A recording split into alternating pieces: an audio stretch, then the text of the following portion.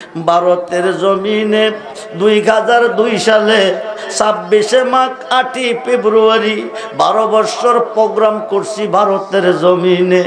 একটানা 12 বছর প্রোগ্রাম করছি ভারতের জমিনে। ও বন্ধুরে বন্ধুরে, বিনা পাসপোর্টে ভারত গেছি। শুক্রবার দিন জুম্মার নামাজ পড়ছি। জুম্মার নামাজ পড়ার পরে আমি মসজিদে নামাজ আসর পড়ছি, মাগরিব পড়ছি। আখাউড়া চেকপোস্ট হইতে 50 গজ ভিতরে, আখাউড়া চেকপোস্ট হইতে দক্ষিণ দিকে বাংলা ভারতের সীমান্ত পিলার থেকে 50 গজ ভিতরে রামনগর একটা গ্রাম আছে। যারা গিয়েছেন তারা জানেন, না গেলে জেনে নিবেন। ওখানে ঢোকার পরে রাইতের 11টা আমারে মাহফিলে নিবে। ভারতের একটা মাদ্রাসা সোনামুরা, ওই মাদ্রাসার প্রিন্সিপাল আব্দুল সত্তার নুরি, আরেকজন মাওলানা হারুনুর রশিদ সাহেব, ওরা দুইজন আমার আগে ওয়াজ করছে। আমি রাইতের 11টা স্টেজে গেছি। ভারতের একটা মোল্লা এসে একটা কয়েল জ্বালাইতে বলছে। আমি বলছি মোল্লার তো দাওয়াত নাই, এটা ওহাবি মোল্লা। মোল্লা এলো এখানে কি করে?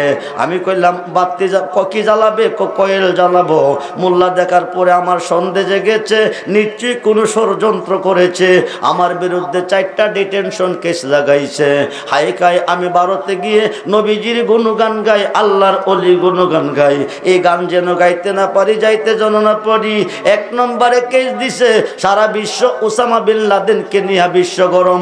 ওই সময় বানাইছে আমি লাদেন গ্রুপ আল কায়দা।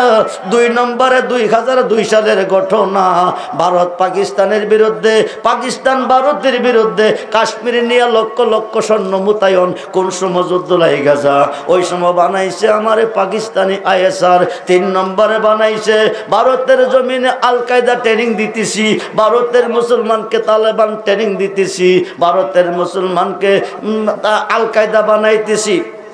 4টা ডিটেনশন কেস দিয়া আমাকে দিল ঢুকাইয়া। রাইতের 11টা বাজে স্টেজ থেকে বাসায় নিল।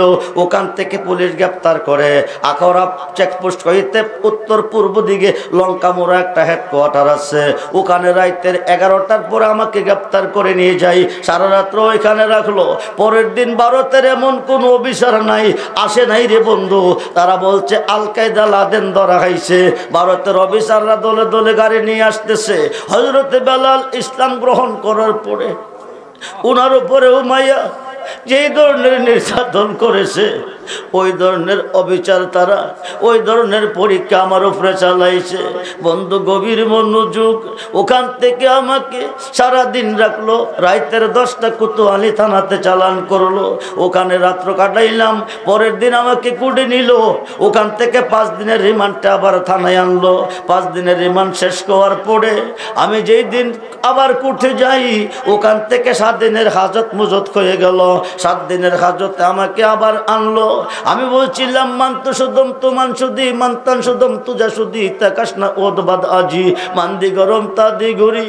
ও আমার মহান মুর্শিদ, ভারতের জমিনে চুরি ডাকাতি করতে আসি নাই, আমি সত্যের দাওয়াত নিয়ে এসেছি। আমি কি অবস্থা, কি হালে আছি দেখো। যদি আমি রুহু তুমি, তুমি যদি দেখো রুখো আমি জাল কাটলে তুমি কাটবে, আমি মুক্তি পাইলে তুমি পাবে। আমি যেখানে তুমি সেখানে, তুমি সব দেখতেছো। আমি কষ্ট পাইলে তুমি পাবে। 7 দিন হাজত কাটার পরে আমি যেদিন কোর্টে যাই, ওই দিন ছিল চাঁদের 9 তারিখ। আমি গাউসে পাকের কাছে বলছিলাম, গাউসে পাক আপনি বলেছেন মাশরিকে কেউ বিপদে পড়ে যদি আপনাকে স্মরণ করে, আপনি মাগরিব থেকে তারে উদ্ধার করেন। 16 বছর পর্যন্ত আপনার গেয়ারবে শরীফের মাহফিলে আমি গুণগান গেয়ে আসছি। যদি কোনো দিনের কোনো একটা ফরিয়াদ আপনার কাছে পছন্দনীয় হয়ে থাকে, আজকে 9 তারিখে আমি কোর্টে যাইতেছি। আগামী দিন রাত্রটা আপনার মাহফিলের রাত্র। আগামী দিন ভারত থেকে বাংলাদেশে যাইয়া আমি যেন আপনার মাহফিলে গুণগান গাইতে পারি, সেই সাহায্য আমি আপনার দরবারে চাই।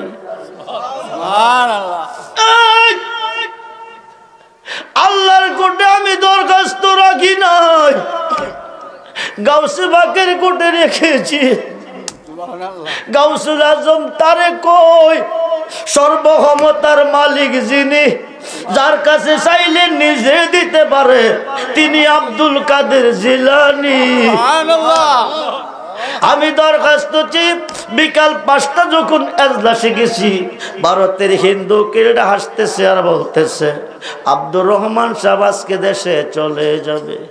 পৃথিবীতে মির্জাপুর থাকলে মুসলমানের মধ্যে আছে, পৃথিবীতে গাদ্দার থাকলে মুসলমানের মধ্যে আছে, পৃথিবীতে দুশ্মন থাকলে মুসলমানের মধ্যে আছে। বেঈমানদের মধ্যে ঈমান নাই কিন্তু তারার মধ্যে দুশ্মনী নাই। যেই দিন আমাকে, শনিবার ছিল কুরবানির ঈদের দিন, ভারতের দারোগা আমাকে, ওরার দেশ বড় ওদের আইন ভালো, ওদের দেশ বড় ওদের আইন ভালো, আমাকে মুক্তি দিছে। সকাল 7টা নিয়ে আসছে, 12টা ছিল শনিবার কুরবানির ঈদের দিন, কিন্তু বাংলাদেশ পুলিশ আমাকে রাখে নাই। লাস্ট পর্যন্ত দারোগা বিএসএফের কাছে সঁপে দিয়ে গেছে। বিএসএফ আমাকে খাবার দিছে, মুসলমান আমাকে গ্রহণ করে নাই। দিনের 2টা বাজে মুসলমান ছুটে গেছে, পুলিশ ছুটিতে চলে গেছে। লম্বা চূড়া ঘটনা, অনেক ঘটনা তার ভিতরে ঘটেছে রে বাবা। কিন্তু গাউসে পাকের মাহফিলের দিন সন্ধ্যায় আমি বাড়িতে এসেছি। আমি প্রথম বছর যেদিন মুসাদিয়ার মাহফিলে এসেছি, ওই দিন আমি বলেছিলাম আজকের মাহফিলে যা চাইবে গাউসে পাকের ওসিলা করে গাউসে পাক তারে তা দিবে। এই পর্যন্ত দেওয়া চলতেছে। আর কোন দোন চাই না মুর্শিদ, আমি আর কোন দোন চাই না মুর্শিদ, যাইতে তোমার সঙ্গে নিও। বাতেলের মোল্লা দিয়া যাই না মাস্টার না পড়ে, তরিকতের পাগল দিয়ে